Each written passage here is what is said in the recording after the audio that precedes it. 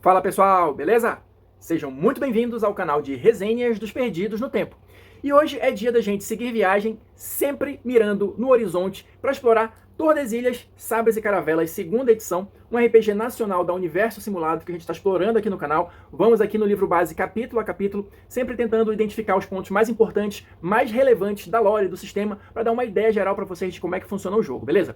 Quem está chegando agora, quem foi resgatado aí em alto mar, não entre em pânico, tem a nossa playlist aqui exclusiva do Tordesilhas, que vai concentrar todos os nossos vídeos sobre o tema, para você assistir com calma e depois seguir viagem junto com a gente, porque toda semana tem um capítulo novo.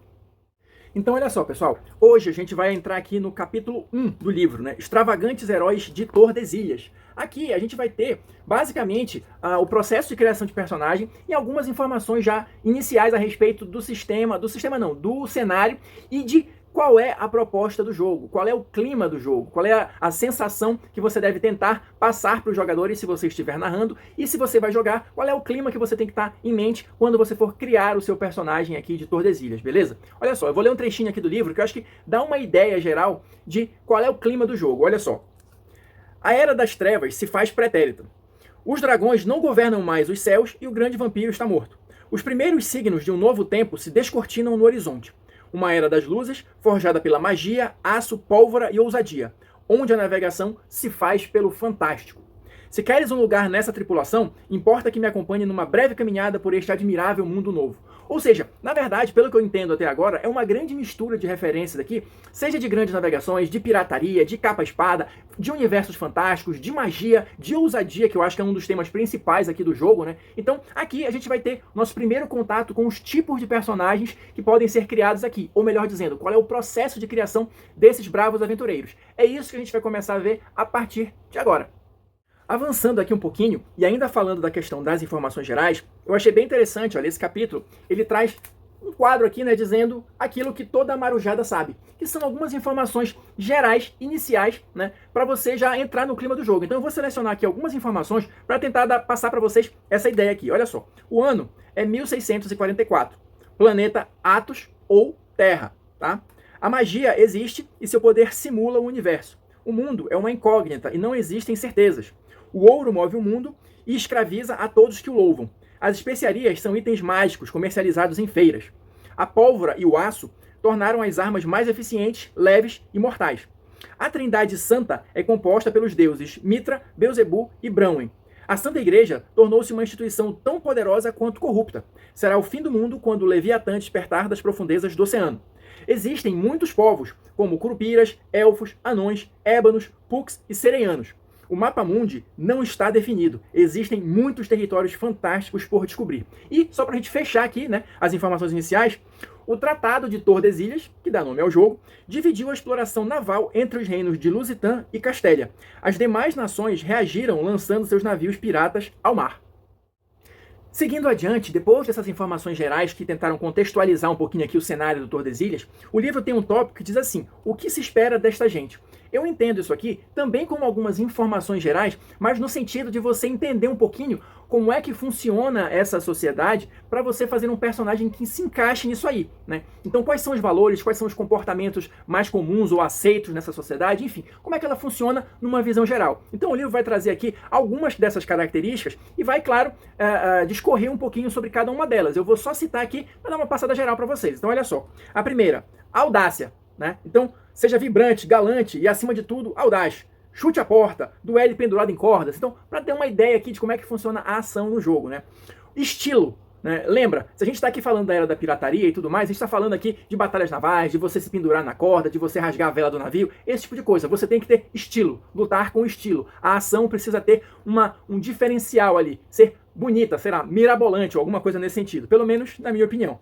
Duelos é uma era propícia para isso, né? Então ofensas são resolvidas com duelos, mas duelos têm regras também, enfim. Palavreado, sua língua deve ser tão ferina quanto sua espada. Quem for mais das antigas aí, né, deve lembrar de uma série de jogos de computador que era o Secret of the Monkey Island. E lá, os duelos entre os piratas, você tinha ali as espadas e tal, mas na verdade era um duelo de ofensas, né? Então você tinha ali que ter os xingamentos mais criativos para desestabilizar o seu adversário e ganhar o duelo. Acredito que a pegada aqui seja alguma coisa nesse sentido também, né? Enfim. E por último temos aqui traições. É uma era de muita intriga e tal, e de alianças muito tênues. Então, o seu aliado daqui a pouco é seu inimigo, daqui a pouco ele volta a ser seu aliado de novo. Então, é aquela confusão toda, né? Quem assistiu, também tem uma série, acho que é Black Flag, salvo engano, que trata justamente dessa questão de piratas e tal. Isso é uma coisa muito presente lá. Os personagens viviam traindo uns aos outros, daqui a pouco eles eram obrigados a se aliar novamente. Então, essa confusão toda, esse caos, acredito que se encaixe bem também no cenário aqui do Tordesilhas.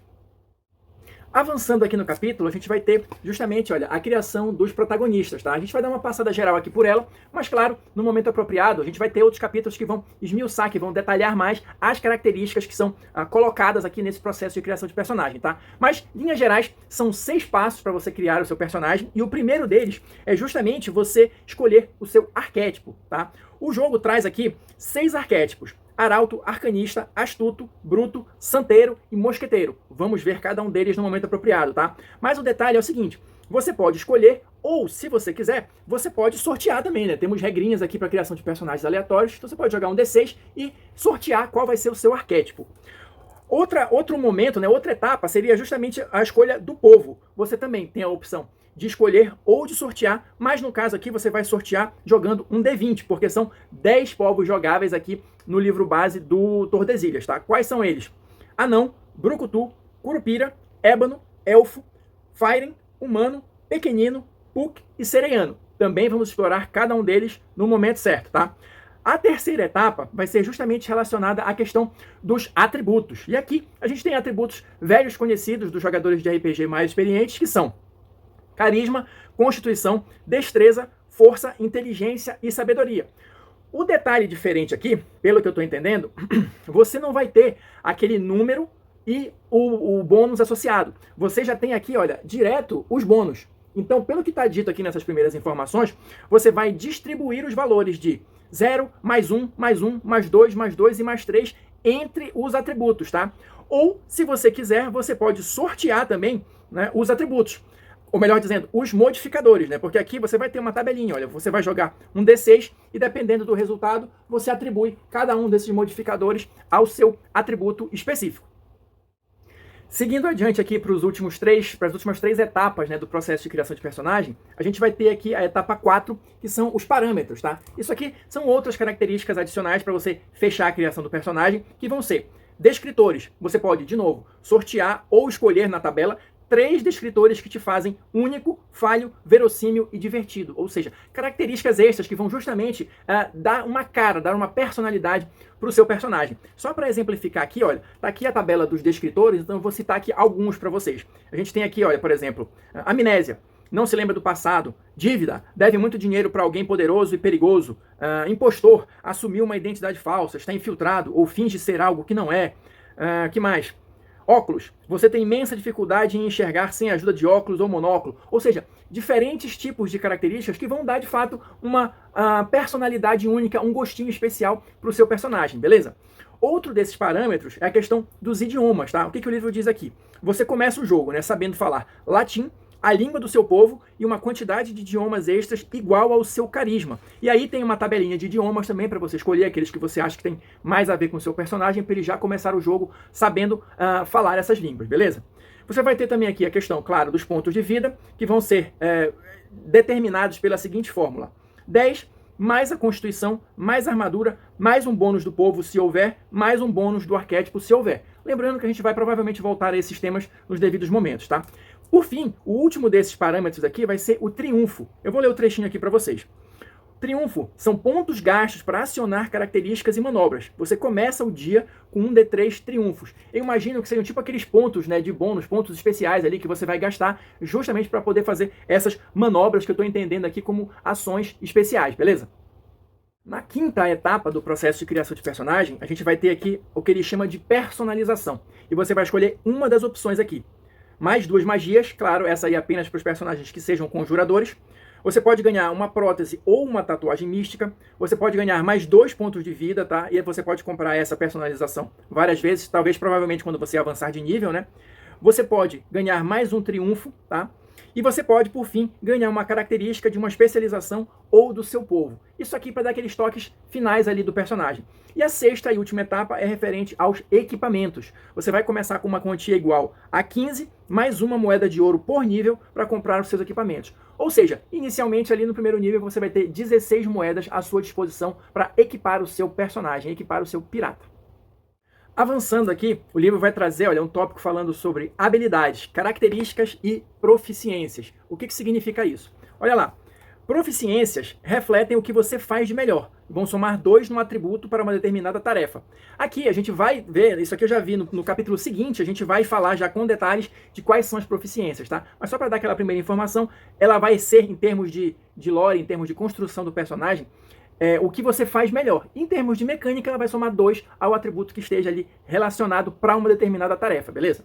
Já as características, elas vão representar suas capacidades naturais ou sobrenaturais, tá? E aqui o livro remete para uma página seguinte, uma página mais lá na frente, onde provavelmente teremos informações detalhadas sobre a questão das características, beleza? E para a gente fechar aqui essa parte de criação de personagem, e isso aqui eu achei bem interessante, ele já vai trazer aqui, olha, um tópico falando sobre nível, tá? Como é que vai funcionar isso aqui? Claro, em tese você vai começar no primeiro nível, mas ele já te diz mais ou menos como é que vai funcionar a progressão do seu personagem no decorrer do jogo, beleza?